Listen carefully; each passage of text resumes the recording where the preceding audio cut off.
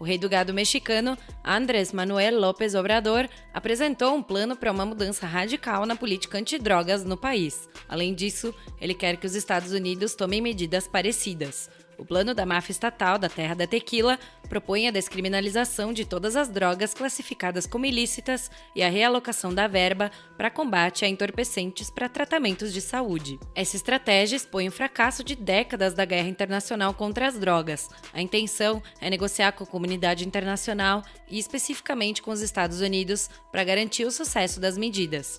Pela nova proposta, o combate às drogas mudaria o problema de saúde causado pelos entorpecentes em uma crise de segurança pública. Segundo o plano, a prática de proibir drogas passou a ser insustentável. O texto sustenta que o fim da proibição é a única possibilidade real de se resolver o problema atual e que essa medida terá êxito conforme as negociações bilaterais com os Estados Unidos e multilaterais com a Turma da Nação Única, a ONU. Quem defende a reforma da política de drogas elogia a intenção de Andrés Obrador. Dizem, o plano reflete uma mudança de mentalidade sobre a política de drogas que está ocorrendo ao redor do mundo, inclusive aqui nos Estados Unidos.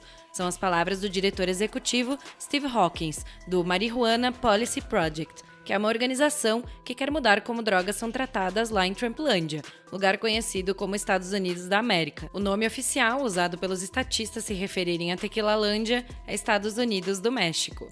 O custo da guerra às drogas é muito alto, não só em bens materiais, mas também em vidas humanas. Ela sempre falhou em alcançar o objetivo aparente de proteger as pessoas do perigo do uso de entorpecentes. As políticas proibicionistas causam, evidentemente, muito mais danos às pessoas do que ao comércio de drogas em si. Nunca chegam nem perto de eliminar o fornecimento ou a demanda. Aliás, para promover algo ou elevar o seu valor de comércio, basta proibir. Quando a escassez aumenta, o valor sobe junto. Em outubro de 2019, o International Drug Policy Consortium, IDPC, que é uma coalizão global de 170 ONGs que atuam em questões relacionadas a drogas, liberou um relatório que destaca o aumento da violência no mundo todo causado pelo combate ao comércio de substâncias que o Estado não quer que sejam comercializadas. O consumo e o tráfico de drogas estão em níveis recordes. O relatório do IDPC apontou um aumento de 145% nas mortes relacionadas às drogas de 2010 a 2019. Só em 2015 foram 450 mil, mais do que pelo vírus do PCC, Partido Comunista Chinês, até junho de 2020. Números de mortes por overdose também está em acima do comum. Lá na terra do tio Sam, chegaram a 71 mil já em 2017. E também 1 em cada 5 presos do mundo está na cadeia por conta de crimes relacionados a drogas, muitas vezes só por estar levando maconha ou uma outra substância ilícita qualquer. Geralmente, para os cães de pastoreio da máfia estatal, ou policiais se preferir, tráfico de alguma coisa é pior que o consumo próprio. Se você tiver algo de que eles não gostam nos bolsos, é melhor dizer que é seu mesmo, e não que esteja levando ou guardando para alguém. Será pior ainda se você disser que não sabe de quem é, ou que não sabia que estava aí. O presidente de Sombrerolândia identificou corretamente um dos maiores causadores de violência e corrupção não só lá, mas também no mundo inteiro, a guerra às drogas. A próxima etapa será sair da proposição para a ação. O Obrador terá que buscar uma agenda interna e externa de uma reforma política libertária baseada nos direitos naturais que todo indivíduo tem de consumir ou comercializar o que quiser, e sem ter as suas substâncias que usa, para comércio ou por diversão, tomadas por um mafioso estatal, mas por culpa do estatismo e da centralização de decisões, ainda deve demorar muito o alcance de uma solução para essa questão. A política reformista do rei do gado tequileiriense não é muito surpreendente.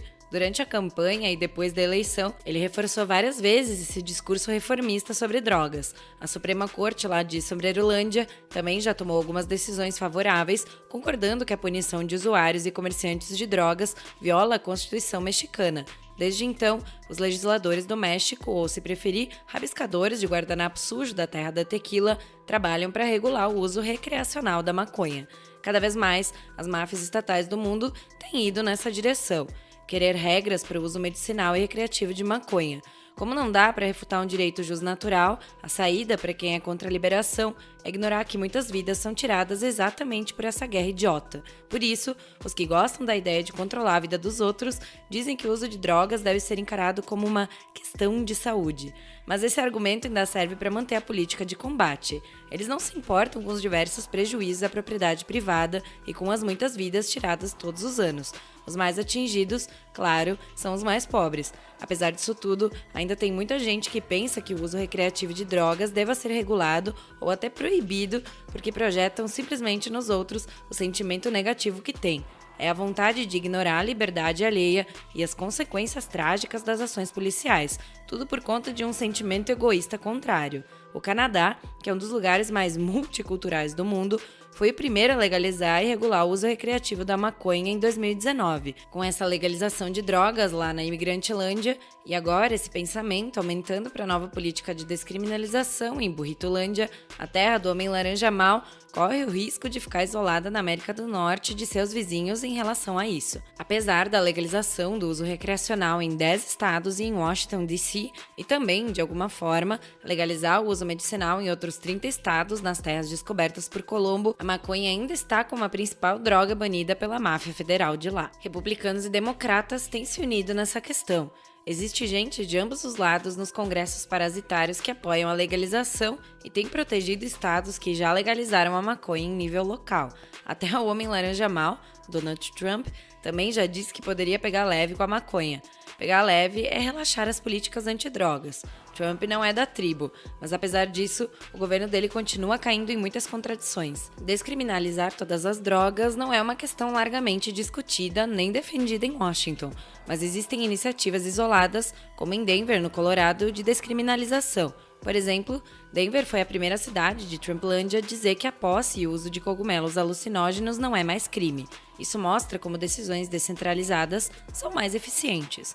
Enquanto os mafiosos federais ficam batendo cabeça, as cidades e governos estaduais têm mudado suas visões graças à pressão das pessoas cansadas de regras absurdas e arbitrárias. O que se espera em uma sociedade libertária é que essa descentralização chegue ao nível do indivíduo. Ele deve ser o único a decidir para si mesmo o que deve ou não deve fumar, cheirar, injetar ou ingerir. Não importa o que alguém pensa sobre uma pessoa fazer mal a si própria. Não é só com acertos que se aumenta o aprendizado na sociedade. É também com cada um errando e observando os erros alheios distribuidamente que o indivíduo colabora e faz evoluir positivamente o conhecimento sobre algo. Como os Estados Unidos vão responder à mudança de política de drogas mexicana, nós ainda não sabemos. Mundialmente, entretanto, é evidente que essa discussão já mudou em relação a muitas décadas. Nos lugares que as pessoas chamam de Uruguai, África do Sul, Geórgia e Tailândia, já houve reformas nas regras dos guardanapos sujos de cada um. O parasita público americano Earl Blumenauer disse que acredita que logo a maconha será comercializada até nas fronteiras norte-americanas livremente. Se o plano do presidente do México der certo, o mercado transfronteiriço poderá sim ter um bom sucesso e grandes benefícios econômicos com a geração de riqueza para a região. Os governos estão mais e mais cientes de que não conseguem justificar e nem sustentar a guerra às drogas, inclusive suas consequências negativas. Os mafiosos estatais estão tentando algo para transparecer uma rendição menos humilhante.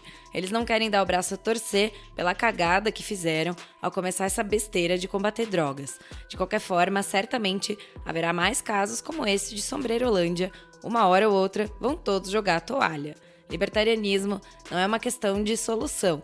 Soluções são sempre buscadas e são melhores quando encontradas distribuidamente pelas pessoas. Libertarianismo é uma questão de ética. Independente das decisões de regular ou até de proibir substâncias entorpecentes, em breve, graças às ferramentas de transação peer-to-peer espalhadas nas pessoas, a nova realidade da Capistão vai anular as vontades de políticos que não querem comércio das drogas que eles não querem. Para as pessoas, a maior droga é o Estado, principalmente porque somos obrigados a usar e os efeitos colaterais são péssimos.